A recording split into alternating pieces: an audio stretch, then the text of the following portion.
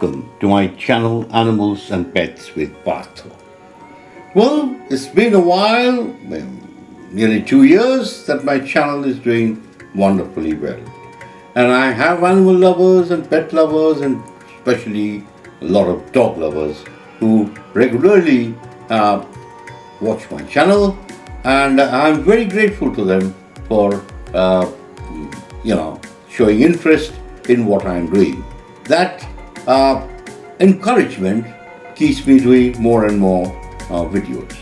Well, I'm sure everybody in the animal world, in the dog world, they're worried about the future of the Indian dog game. So am I. And it's very unfortunate that we have, from a very exalted position, we have come down to a place where we are rated as one of the worst dog game countries in the world, where the pedigrees are all forged. They're all, it's just how best the dog world people, the animal lovers, the dog lovers could be looted is what is the exercise that is being done by the syndicate. Well, let me go back and, go back in history just to tell you that our dog game, which is 150 years old at least, with the British people having started it here, and we had the finest of bloodlines, finest of dogs, the greatest of winning English dogs that would be imported from time to time to this country. Because in those days, it was the Rajas and the Maharajas and the Nawabs and, of course, the Britishers who were involved in the dog game. The ordinary people never conceived of keeping pedigree dogs, or because they didn't have the money or the position.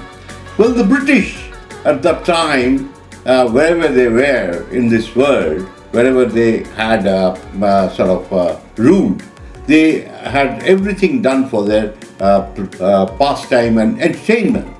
So dog game was a gift from the British, era to us. And in those days, the Rajas and the Maharajas paid huge amounts to get topmost English champions coming to India. I remember there was of course, the flights weren't as safe in those days as it's now, even for livestock. And there were Cocker Spaniel like, Tracy Witcher Ware, Sir Galahad Ware, and all these dogs. And there were many English champions and Grand Church, that would be coming in from time to time. Well, it was an incident I remember that Sir Galahad Ware had come to India, but when he landed, he was dead because possibly something went wrong with the pressurized cabin where the pets would be kept. So it was unfortunate. But these are stories that we have heard of. And from those glorious days, it was run by Major Goldsmith. And the Major Goldsmith, when he passed away, the onus went on to Mrs. Goldsmith. Mrs. Goldsmith was a grand old lady, a gracious lady, and she ran the club in a very respectable manner. And I became a member in those days, Mrs. Goldsmith was at that time assisted by one Mr. Thomas Matthews, because Thomas Matthews used to live in Kannur, and Mrs. Goldsmith had the Kennel Club office there. Well, that was the scenario in the time when I started in the dog world, and then, of course, things change and times change and whatever. And then slowly the dog world went into very bad hands. And that is, we are now suffering from this, this corrupt scenario. Well, what I'd like to tell you is that time has come when all of us should get together and we should cleanse this game. We should get rid of the corrupt system and the corrupt people and the syndicate and all these what do you call, all the stooges that have been really polluting the dog world. Well, today of course, I had a different mission, and let me get back to that, which is very important because just a couple of days back, or maybe two weeks back, a veterinary doctor, requested me to write something on the Himalayan sheep dog, the Gaddi dog, and he asked whether that was recognized or not and things like that. Well, so it was difficult to find, of course, time, but I definitely thought over it, and I thought I'll write on it and send it. Possibly he wants to sort of add it to one of his publications. So, talking about Indian dogs, India had a host of breeds that are developed in various parts of the country. And that was primarily, of course, a lot of them had a mixture of British imports and influence and other things. And they had very unique features. We had dogs that resemble the greyhound, the modern day greyhound, which you see, and we still have them, but since they're not very scientifically bred, or there's not been enough support so that they could be bred to a correct standard, and so that's why they have been slowly but certainly disintegrating. There were a lot of breeds that we've already lost. I can mention one breed that used to be called the Sarail Hound.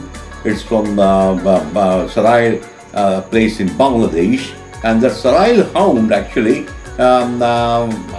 I just on YouTube or somewhere I found that some family was still maintaining some Sarail Hound, the old bloodlines, and they had a few dogs which were brought down from generations that they have been breeding. Well, India has a variety of dogs that you see on paper.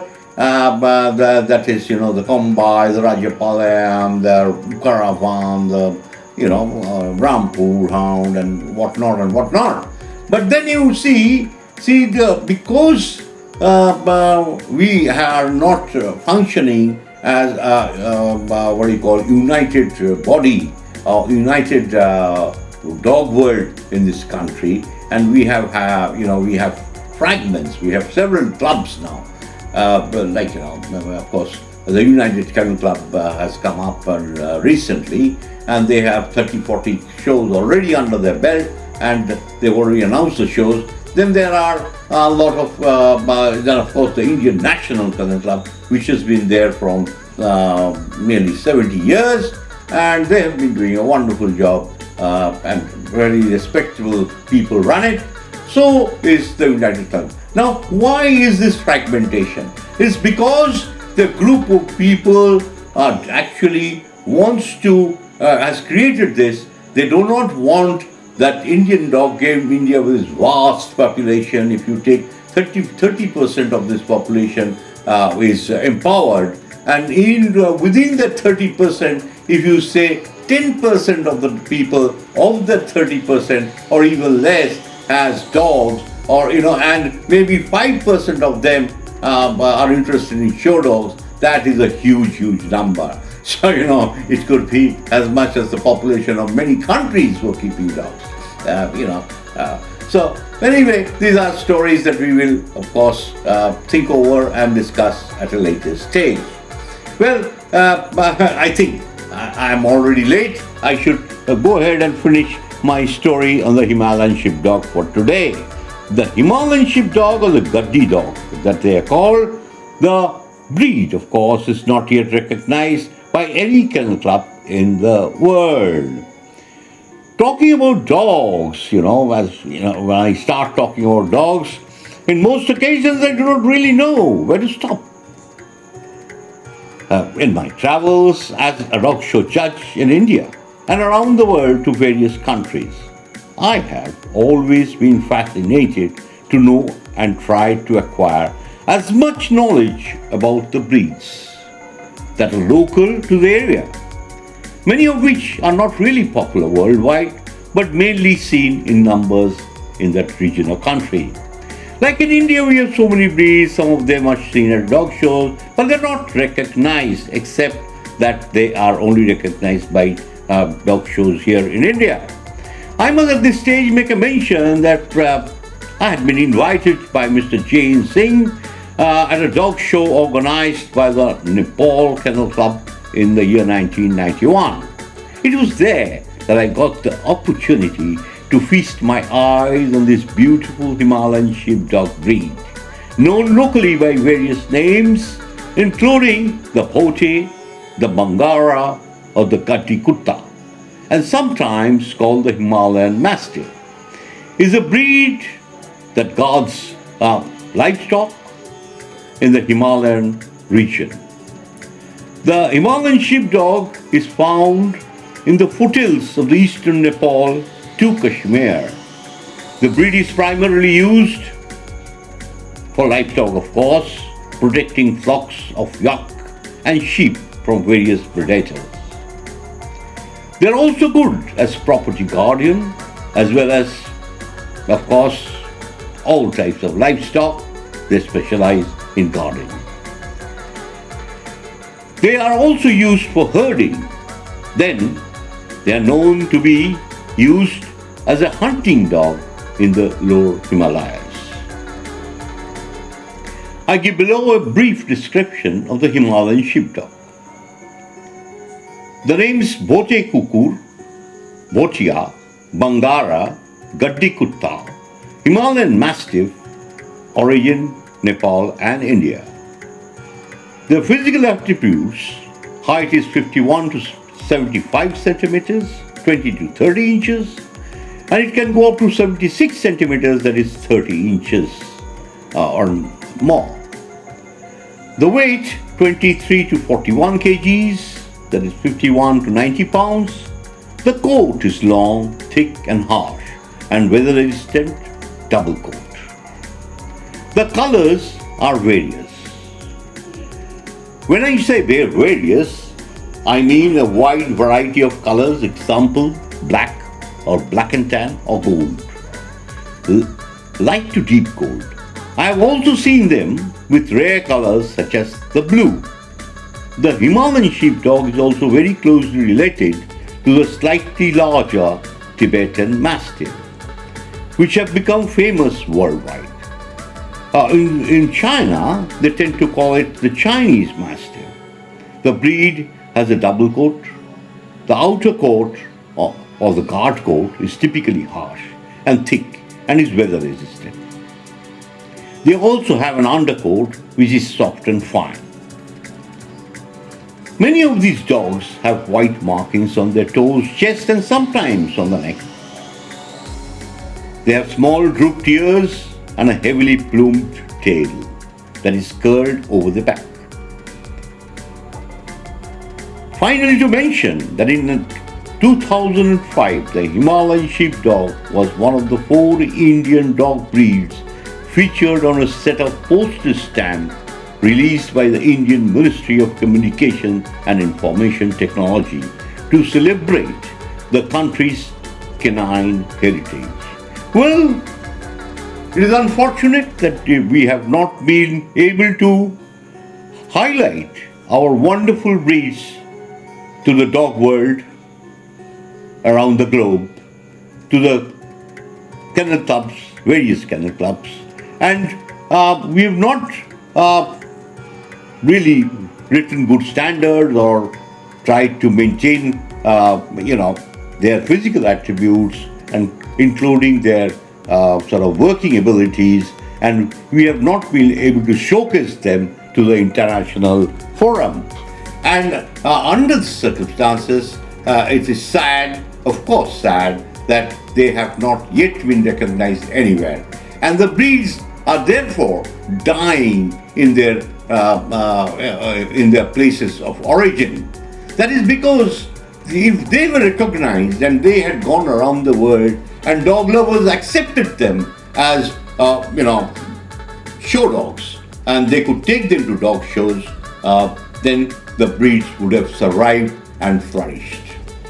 You see, Nowadays, the original purpose for which of many of the breeds were developed are not in use. Like, there's no more hunting. Where you cannot. They don't take sort of birds. The gun dogs are not used to go and they don't. People don't go to shoot birds, and the dogs are not. They don't get them back for the hunters. Well, there are so many other things. Even greyhound racing, of course, in India, it's done in Punjab, I am told, but in most of the country, it's not there. We had a greyhound racing course in the British era, but that has been long closed, and the greyhound grounds are now converted into a huge housing complex. Well, with this, and finally, with a word of goodbye for today, I would once again request you to please subscribe to my channel to keep listening to all these interesting topics about the animal world and the dog world. Bye for now. See you soon. Thank you.